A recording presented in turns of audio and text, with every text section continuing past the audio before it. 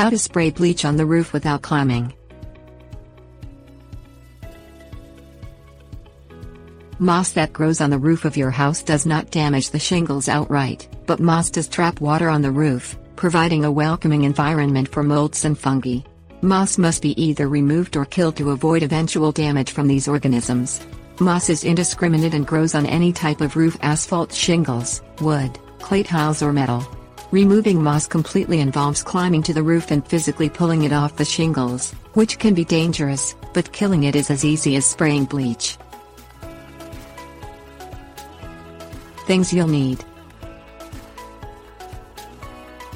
bleach, water, 5-gallon bucket, stir stick, backpack sprayer.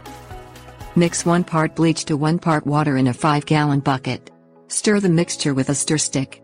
Create 1 gallon of this bleach solution for every 50 square feet of roof surface. Place the backpack sprayer on the ground. Open the valve to the holding tank and pour in the bleach solution.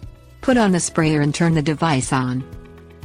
Hold the backpack sprayer nozzle and aim it at the roof. Coat the roof with a thin, even layer of the solution. Repeat the application in 1 week if any live moss remains.